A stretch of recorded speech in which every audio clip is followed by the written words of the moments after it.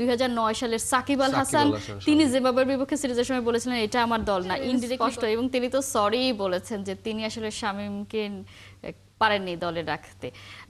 সেই সিরিজটাই আজকে শুরু হচ্ছে এবং শামীমের যে জায়গাটা এটাও আসলে লিটন স্পষ্টই করে দিয়েছেন যে তিনি যে শামীম যে প্রত্যেকটা ম্যাচেই ভালো খেলবে সেটাও তার উপর দায়িত্ব না। টি-20তে আমরা জানি একদিন একজন দাঁড়িয়ে যেতে পারলেই ম্যাচ আসলে জিতে নেওয়া যায়। সেই জায়গা থেকে আয়ারল্যান্ডের বিপক্ষে এই সিরিজটা বাংলাদেশের কেমন হবে বলে এক্সপেক্ট করছেন? আয়ারল্যান্ড একদম বিধ্বস্ত অবস্থায় আছে টেস্টে, কিন্তু টেস্ট টি-20 একেবারে ভিন্ন ফরম্যাট, এখানে যখন তখন যা কিছু হয়ে যেতে পারে। সেই জায়গায় এমন একটা টালমাটাল অবস্থা যেহেতু বাংলাদেশ যাচ্ছে, সিরিজটা শুরু করছে, এটার কোনো প্রভাব পড়বে কিনা?